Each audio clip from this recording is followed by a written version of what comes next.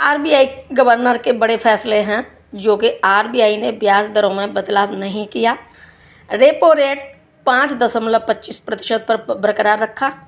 SDF rate 5% पर बरकरार रखा। एमएसएफ रेट 5.50% पर बरकरार रखा। एमपीसी का न्यूट्रल रुख बरकरार है। महंगाई लक्ष्य के नीचे बरकरार है। घरेलू मांग मजबूत बनी हुई है। कमज़ोर मॉनसून का ग्रोथ पर असर आएगा। सर्विस सेक्टर में मजबूती नहीं हुई है। मैन्युफैक्चरिंग गतिविधियों में मजबूती है। ग्लोबल स्तर पर चुनौतियां बरकरार हैं।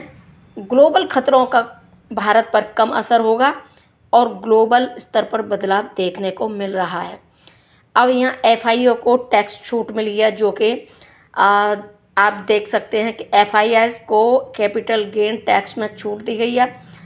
जी सेक्स में एफआईओ को कैपिटल गेन टैक्स में छूट दी गई है। जी सेक्स में ब्याज दर पर भी टैक्स में छूट मिली हुई है और सरकार ने अध्यादेश जारी किया है। इसके बाद FY27 CPI महंगाई अनुमान बढ़ा, जो कि Q1 FY27 में 4.2%, जो कि अब है, लेकिन पहले 4% था। Q2 FY में 27 में 5.1% अब है और पहले था 4.4%। Q3 FY27 में 5.9% था, जो कि है और जो कि पहले था 5.2%। Q4 FY27 में अब है 5.4%, पहले था 4.7%। अब यहाँ जो घटा है FY27 रियल जीडीपी ग्रोथ जो अनुमान घटी है वो इस प्रकार से है। Q1 FY27 में अब है 6.6%, पहले थी 6.8%। Q2 FY27 में अब है 6.3%, पहले थी 6.7%। Q3 FY27 में अब है 6.5% और ये पहले भी यही थी। Q4 FY27 में अब है 6.8% और पहले भी 6.8% थी। आरबीआई पॉलिसी के नेगेटिव पॉइंट हैं। FY27 के लिए जीडीपी ग्रोथ अनुमान घटा। सेकंड, FY27 के लिए जीडीपी ग्रोथ अनुमान 6.9 से घटकर 6.6 रहा है। महंगाई को लेकर जोखिम बरकरार है। और आरबीआई पॉलिसी के पॉजिटिव पॉइंट हैं, ब्याज दरों में कोई बदलाव नहीं। भारत की इकोनॉमी की स्थिति बेहतर है। ग्लोबल चिंताओं का असर कम करने की कोशिश है। शहरी खपत में रिकवरी, घरेलू मांग मजबूत है और इसके बाद सर्विसेज एक्सपोर्ट में तेज़ी बनी हुई है। तो ये था आरबीआई पॉलिसी के तहत जो बड़े बड़े फैसले लिए गए। तो अब जानते हैं कि स्टॉक मार्केट में आज क्या हो रहा है। वॉर की स्थिति देखी जाए तो वॉर बरकरार है, उसमें कोई कमी नहीं है और बल्कि बढ़ोतरी है। जहाँ बहरीन और यहाँ यूएई में तबाही मच रही है, तो यहाँ पर वॉर की तो कोई पॉजिटिव न्यूज़ नहीं है, नेगेटिव न्यूज़ है। बाकी का ये जो आरबीआई की पॉलिसी के तहत फैसले थे वो हो चुके हैं। तो अब देखते हैं कि मार्केट में क्या है। तो अभी इस वक्त टाइम हो रहा है 11:45 और 11:45 पर सबसे पहले देखते हैं हम निफ्टी में क्या हो रहा है।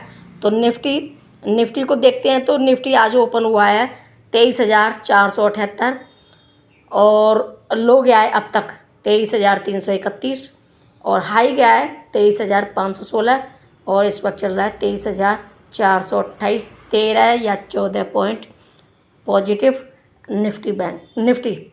और वहीं निफ्टी को देखते हैं, निफ्टी बैंक को। तो Nifty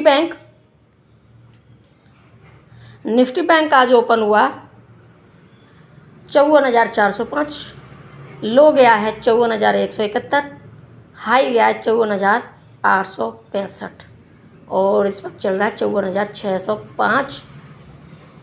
305 point positive Nifty bank. हालांकि निफ्टी और निफ्टी बैंक दोनों एक बार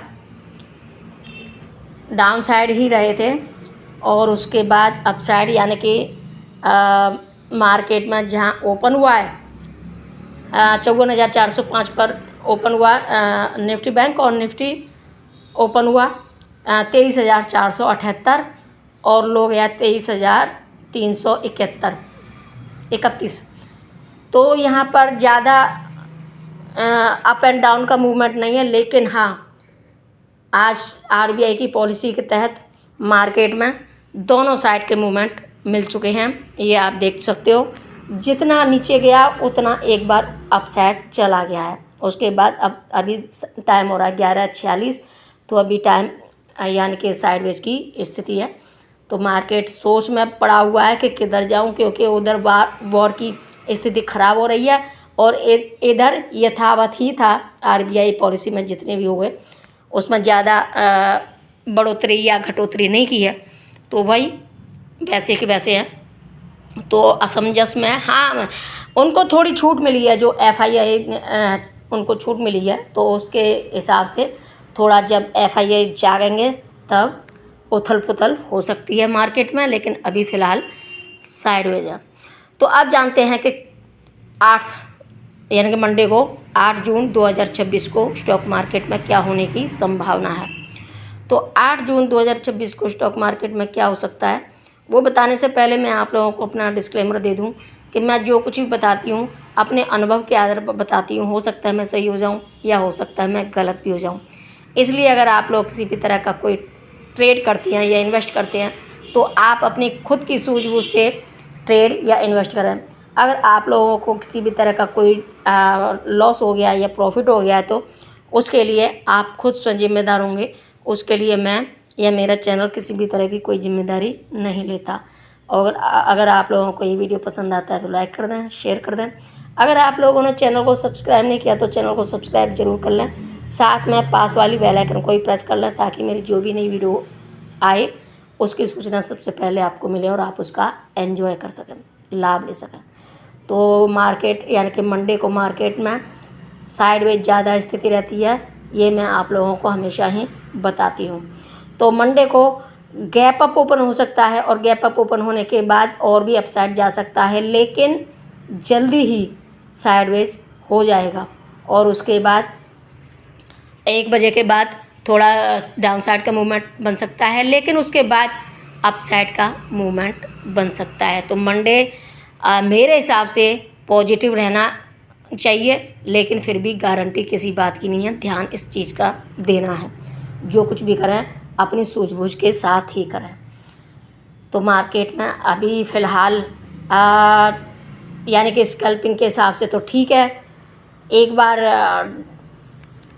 पी वालों को प्रॉफिट मिल गया, एक बार सी वालों को प्रॉफिट मिल गया और अब मिल रहा है तो साइड यानी कि ऑप्शन सेलर को प्रॉफिट मिल रहा है। तो तीनों का ध्यान रखते हुए आज तीनों की पॉकेट भर चुकी हैं, लेकिन अब बाकी देखते हैं अब किसकी खाली होनी है, क्योंकि कहते हैं कि थोड़ा संतोष के साथ प्रॉफिट ले लिया हो तो निकल जाओ, बाकी का क्योंकि कोई गारंटी नहीं होती है।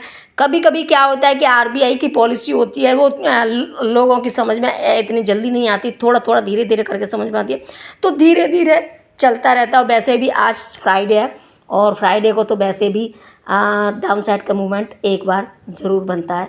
तो एक बार बन चुका है, एक बार और बन सकता है। तो यह है आज का। तो फिर मिलती हूँ अगली वीडियो में, तब तक के लिए टेक केयर, बाय बाय।